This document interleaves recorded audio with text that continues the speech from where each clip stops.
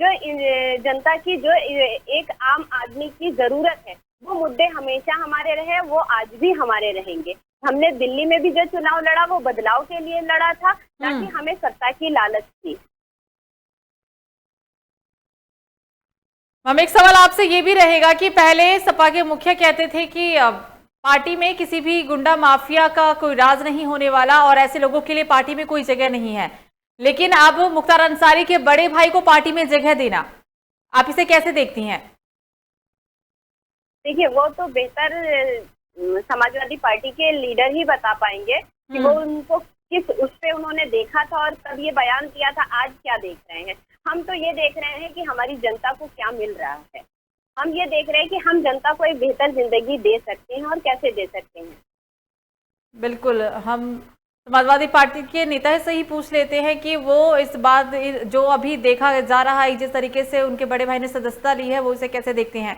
देवेंद्र जी, आपको मेरी आवाज आ रही है?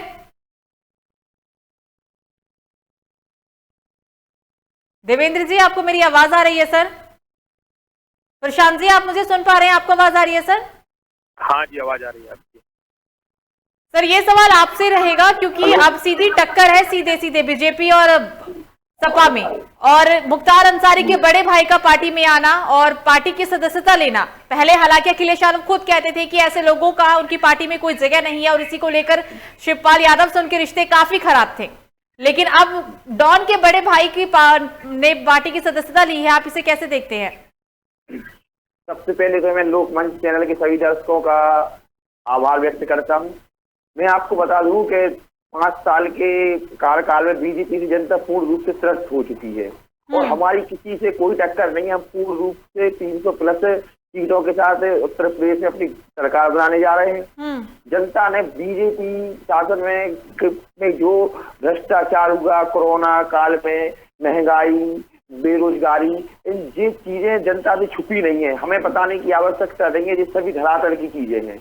और समाजवादी पार्टी सभी को साथ लेकर चलने वाली पार्टी है। हमारी पार्टी में हिंदू मुस्लिम वाली कोई बात नहीं है। हम लोग इसके पे कभी भी चुनाव लड़ते नहीं इस मुद्दे को लेके। हम लोग हमेशा विकास और विकास के अलावा दूसरा कोई हमारी बात रहती नहीं है। इसलिए आपको बता दें, 2022 से हम लोग पूर्ण बहुमत के साथ 300 प्लस सीटों के साथ उत्तर प्रदेश में सरकार बनाने जा रहे हैं।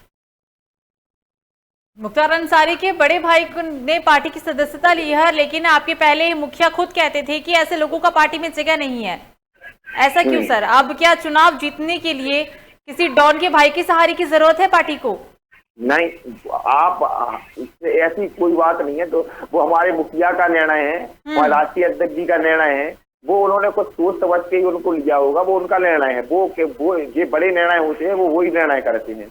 वो समझ सकते हैं किस उद्देश्य से किसको उसको उन्होंने लिया है। बाकी हम आपको बता दें, वो ये सब बड़े निर्णय उन्हीं के रहते हैं, हमारे राष्ट्रीय अध्यक्ष जी के। ये मतलब अगर कोई बाहुबली नेता को पार्टी में शामिल किया गया है तो शायद सोच विचार के ही लिया गया होगा और कोई रिस्क नहीं ले सकते। नहीं, कोई नहीं, कुछ बिल्कुल कुछ सोच विचार करके, कुछ उनको कुछ समझ के, कुछ बात करके, कुछ अपनी उनके सामने सभी शर्तें रख के कुछ करके ही उनको लिया गया होगा। ऐसे बिना सोच समझ के समाजवादी पार्टी कभी कोई काम नहीं करती है। लेकिन देवेंद्र जी, बातें तो ये भी सामने निकल कर आई थी कि मुख्तार अंसारी की तरफ से मुख्तार अंसारी के लिए पार्टी के लोगों ने कहीं ना कहीं अपना पक्ष नहीं रखा या उनके लिए लोग आए नहीं आगे। तो एक कौम ऐसा भी है, कुछ लोग ऐसे भी है, कुछ तबका ऐसा भी है जो काफी नाराज चल रहा था, शायद उनको खुश करने के लिए और वोट ना कट जाए इसके लिए उनके बड़े भाई को पार्टी में शामिल किया गया है। नहीं, अरे नहीं, ऐसे क्या है, हमारी पार्टी के हित में क्या है राष्ट्रीय अध्यक्ष जी अच्छी तरह जानते हैं। पार्टी के हित में जो होता है वही निर्णय वो हमेशा लेते हैं। कभी पार्टी के हित से अलग से उनकी कोई गाइडलाइन नहीं रहती है। पार्टी के हित में क्या है वही निर्णय उनका होगा और जो राष्ट्रीय अध्यक्ष जी का निर्णय है वही हम सब लोगों का निर्णय है। हम सभी पार्टी के कार्यकर्ता अपने राष्ट्रीय अध्यक्ष जी के निर्णय का स्वागत करते हैं, सम्मान करते हैं। लेकिन उनके इस निर्णय के बाद तो चाचा शिवपाल यादव तो जरूर गुस्से में आए होंगे, कैसे मनाएंगे अखिलेश यादव उन्हें? अरे नहीं, चाचा शिवपाल यादव हम लोगों के लगातार संपर्क में, कुछ ऐसी बातें हैं जिन वजह से अभी बातें हो नहीं पा रही है। तो चाचा शिवपाल यादव हम लोगों से लगातार संपर्क, जल्द से जल्द वो 2022 का चुनाव हम लोगों के साथ ही लड़ेंगे, हम लोगों के साथ ही रहेंगे। ऐसी कोई बात नहीं है मनमुटाव की। ये तो भ्रम फैलाने वाली बात है, वो लगातार फैल रही है, उसमें ऐसी कोई बात नहीं है।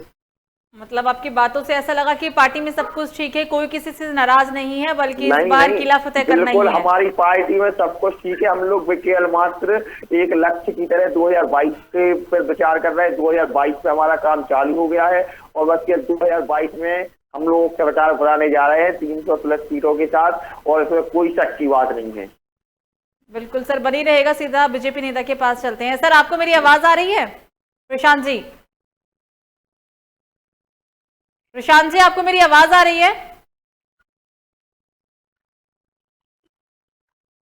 शायद उन तक आवाज नहीं जा पा रही। एक बार फिर से इरम जी के पास ही चलेंगे। इरम जी, अभी सपा नेता ने कहा कि हम इस बार जीत के रहेंगे और ऐसा कुछ भी नहीं है, फिर से एक बार जनता जो है वो समाजवादी पार्टी को ही मौका देगी।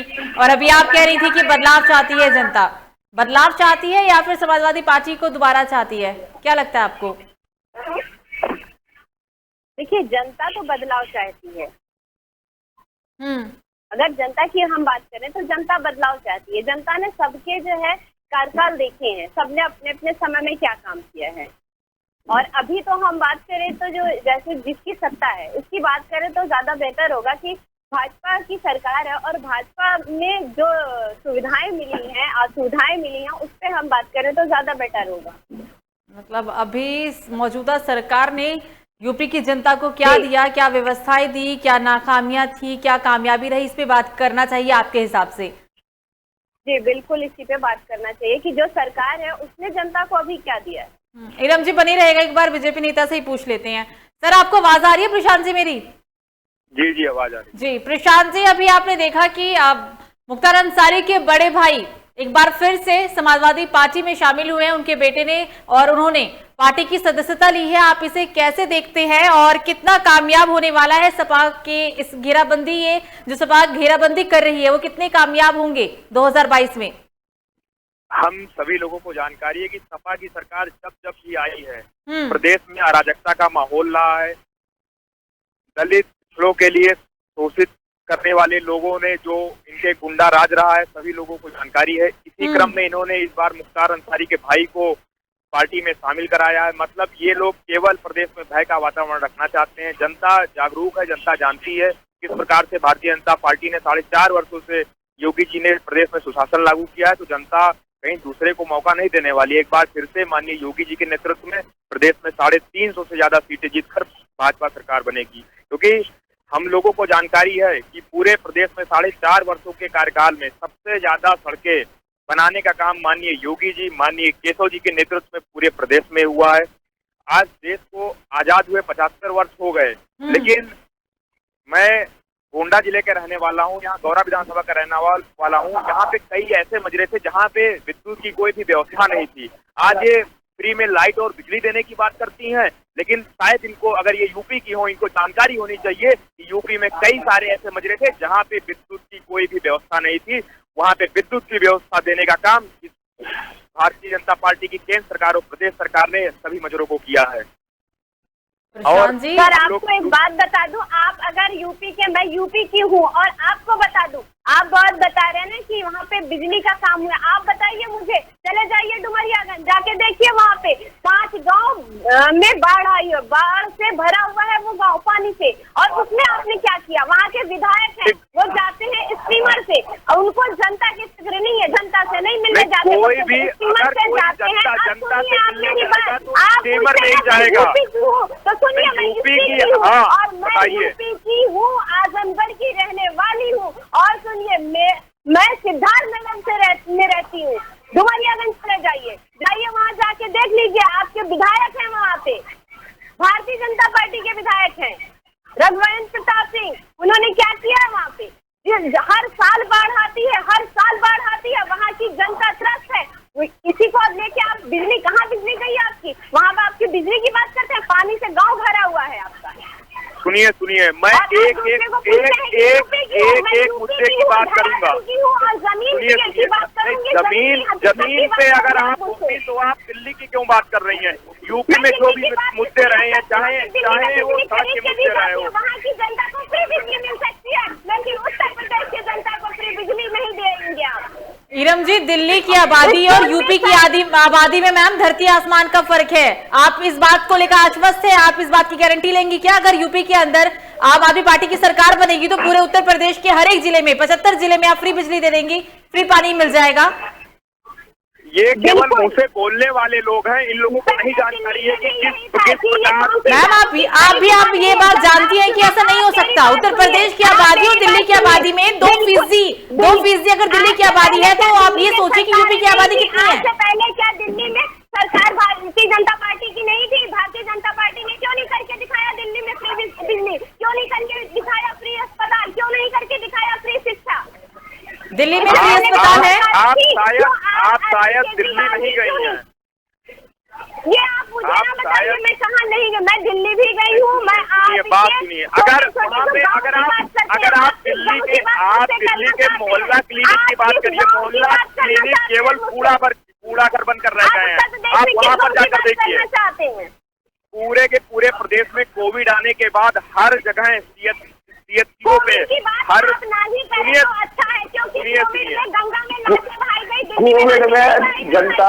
कोविड में जनता ऑक्सीजन के लिए तड़प के मरी है। आपने हमें लगता है देखा नहीं अस्पतालों की हालत, बेड नहीं मिले, ऑक्सीजन नहीं मिली। आपने नहीं देखा शायद कि उत्तर प्रदेश मुझे में किस लगता है तरह हम लोग कोई हॉस्पिटल ऐसा हो या आप जनता को भी हमारी बात पहुंचेगी। मैं यहाँ लड़ाई करने आपसे नहीं आया हूँ, मैं अपनी बात रखता हूँ, बात रखने दीजिए। जब तक आप अपनी बात रख रही थी मैं शांत था, अगर आप मौका देंगी तो मैं अपनी बात रखता हूँ। बिल्कुल आप रखिए, बिल्कुल आप अपनी बात रखिए। मैं आप लोगों को बताना चाहता हूँ, पूरे प्रदेश में हर विधानसभाओं में जहां भी सीएचसी थी वहां पे विधायक निधि के माध्यम से सभी विधायकों ने ऑक्सीजन प्लांट लगाने से अपने विधायक निधि से फंड देने का काम किया है, जिसके लिए हर जगह निर्माण का कार्य चल रहा है। और जो भी व्यवस्था थी कोविड में, सबसे पहले अगर कहीं वैक्सीन आने का कार्य हुआ तो वैक्सीन अपने देश में आया और वैक्सीन लगाने का कार्य हर जगह चल रहा है। लेकिन हम लोगों को जानकारी है भी कहीं ना कहीं विपक्ष के लोगों को भड़काने का काम किया, लोगों को कहीं ना कहीं बरगलाने का काम किया कि आप लोग वैक्सीन न लगवाइए, ये मोदी जी की वैक्सीन है, ये भाजपा की वैक्सीन है। उन लोगों ने किसने भड़काने का काम किया? मैं यहाँ पे आपको रोकूंगी, किसने भड़काने का काम किया? आप ये सोचिए, मैं खुद वैक्सीन के लिए मैं 3 बार दौड़ी हूँ तब। इरम जी राहुल गांधी से लेकर अखिलेश यादव तक बोल चुके हैं कि मोदी की वैक्सीन है। कार्य किया, मैडम जवाब मिला होगा शायद आपको जानकारी नहीं है। राहुल गांधी से लेकर अखिलेश यादव तक ने कहा था कि ये मोदी की वैक्सीन है, हम नहीं लगवाएंगे। अखिलेश यादव ने तो ये भी कह दिया था कि वो वैक्सीन के बदले नसबंदी ना कर दे, शायद याद होगा ये बयान। इस प्रदेश में बढ़ रही, कहा था, मैं आपसे पूछना चाहती कि अरविंद केजरीवाल जी ने कहा था। अरविंद केजरीवाल से पूरे प्रदेश में कहीं लड़ाई ही नहीं है, इनकी जिला स्तर पर कोई टीम नहीं है। आप लोग वैक्सीन तक टीम में थे, लेकिन आप लोग कोरोना काल का वो पीरियड भूल गए हैं जब जनता ऑक्सीजन के लिए तड़प रही थी, शमशान घाट भरे हुए थे, नदियों में लाशें तैर रही थी। उस समय आप भाजपा की गवर्नमेंट कहाँ चली गई थी? आपने सारा पैसा मंदिरों में लगा दिया। आपने प्रशांत भाजपा की गवर्नमेंट ने नहीं किया था हमारे हिसाब से काम, आपके हिसाब से काम, लेकिन उस वक्त विपक्ष कहाँ था? अभी समाजवादी पार्टी हर दिन साइकिल रैली निकालती है, उस वक्त विपक्ष कहाँ था सर? हम लोग बैठक की तरह निकल गए हैं ना घर से 8 महीने पहले से, तब कहाँ थे आप लोग? आप हमें ये बताइए, आज पहली लहर के बाद हर दिन आप रैली कर रहे हैं सर, हर दिन समाजवादी पार्टी के लोग रैली करते हैं, कार्यकर्ता रैली कर रहे हैं अब 8 महीने पहले से, लेकिन तब कहाँ थे? 2020 की शुरुआत में, 21 की शुरुआत में आप लोग कहाँ थे? हम लोग उस समय भी लगातार सक्रिय रहे। बीजेपी ने कुछ भी काम नहीं किया, आपके हिसाब से भी काम नहीं किया, मेरे हिसाब से भी काम नहीं हुआ। हम लोग लेकिन विपक्ष ने क्या किया? हम लोग जो जितना होगा हम लोग हमेशा सक्रिय रहे। आप ये सवाल सत्ता के लोगों से पूछिए, सत्ता के लोग क्या करते हैं उस समय? सरकार के द्वारा सर उन्होंने तो कुछ किया ही नहीं, मैं खुद बोल रही हूँ कि कुछ भी नहीं हुआ, लेकिन तब विपक्ष कहाँ था? अभी विपक्ष हर दिन रैली और जनसभा कर रहा है, तब आप लोग कहाँ थे? हमें लगता है आप लोग भूल गए। अगर ऐसा नहीं है तो घर घर जाइए, तो बच्चे अनाथ हो गए हैं जिनके सर से माता पिता का सहारा उड़ गया है। आप जरा उनके घर जाइए, देख के आइए क्या माननीय योगी जी के नेतृत्व में जिसके परिवार में अगर ऐसी कोई घटना घटी है उसको सरकार की तरफ से लाभ दिया जा रहा है। शायद आपको जानकारी योजनाएं केवल कागजों पर चलती है, आप कभी धरातल पे आके देखिए। आप लोग धरातल केवल धड़ाकल पर कभी देखिए कभी जाके। आप जो सड़कों की स्थिति कह रहे हैं, एक गाँव हम बता रहे हैं टकटोली, यहाँ पे चुरा है टकटोली, अगर पैदल कोई निकल जाए तो पैदल चलने लायक स्थिति नहीं है। आप आगे कभी देखिए, हम आपको देखा कहाँ सड़कें बनी है आपकी। आप लोगों के मंदिर में पूरा पैसा लगा लिया, उसमें भी जो चंदा है उसमें भी आपने करोड़ों रुपए का घोटाला कर लिया। 2 करोड़ की जमीन आप 18 करोड़ में ले रहे हैं। आप ये भगवान को नहीं बख्श सकते तो आप लोग किसी को नहीं बख्श सकते। अब इस बात से आपको कह रहे हैं भगवान के कार सेवकों पर गोली चलाने वाले लोग आज मंदिर पर नहीं प्रशांत जी, घोटाला तो हुआ था सर। आप लोगों ने भगवान के नाम पर करोड़ों रुपए का घोटाला कर दिया। इससे शर्मनाक कोई बात नहीं हो सकती है। आपके मुखिया ने किया, हम लोगों ने कभी भगवान के नाम पे चंदा की उगाई नहीं की। हम लोगों ने कभी भगवान के नाम पे भ्रष्टाचार नहीं किया। हम लोगों ने कभी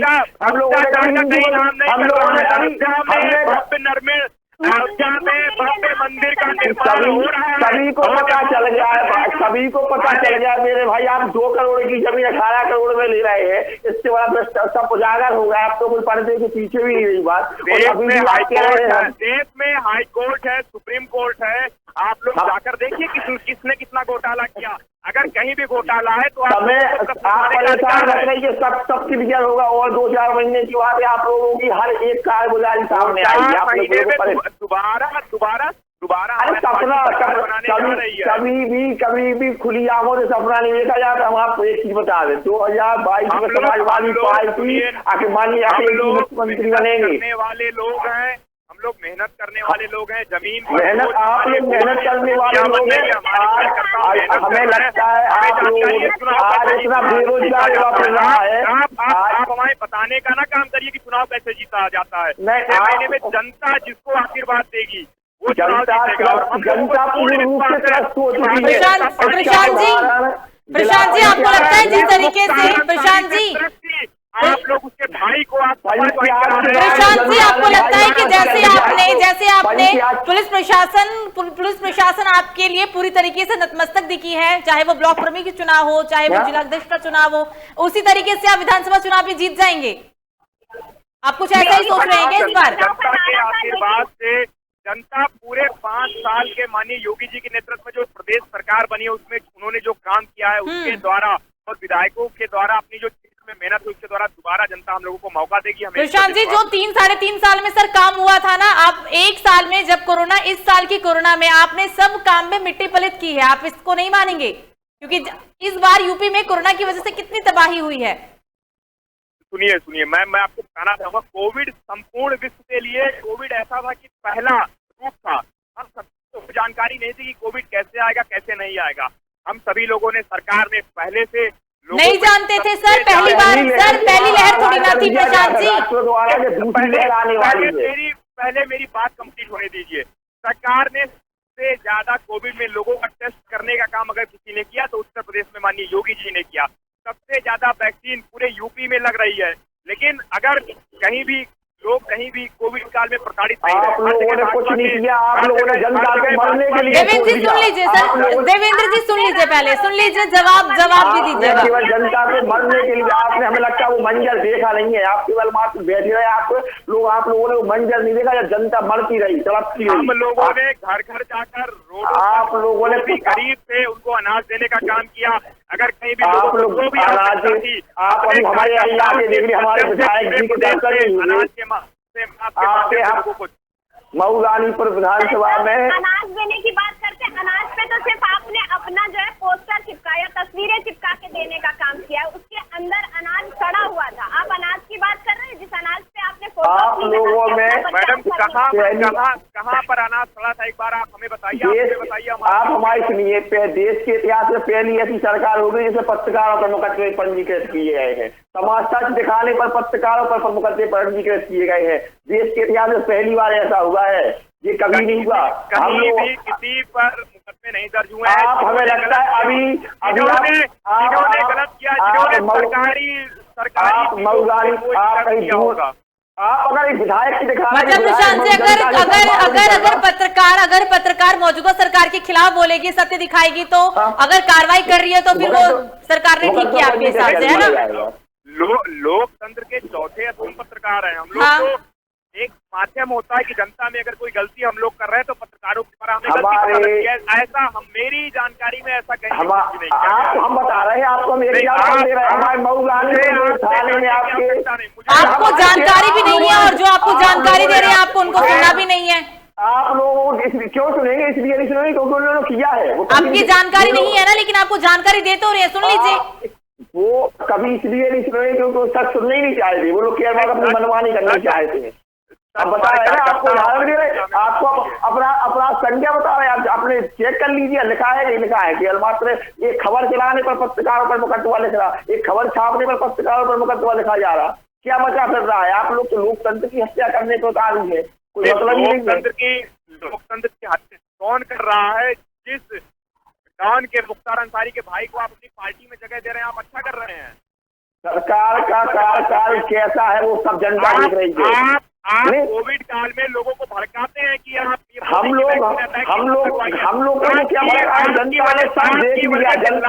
आपकी वजह से लाखों लोग बिना वैक्सीन लगवाए। हम क्या कह रहे हैं? जनता को सब देख रहा है कि कौन भड़का रहा है, कौन क्या कर रहा है। अरे जनता की आंखें खुल चुकी हैं, जनता ने सब देख लिया आपके कारनामे। आप लोगों ने जो आप लोगों की सब बातें जुमलों की सरकार बन के रह गई है, कागजों में आपके काम होते हैं, आज कोई सुनने वाला नहीं है। अधिकारी हो गया है, थाने में अगर एक कोई पहुंच जाता है फरियाद सुनाने के लिए, तो फरियाद सुनाने का भी उसको पैसा लग रहा है। इतनी खराब स्थिति बनी हुई है।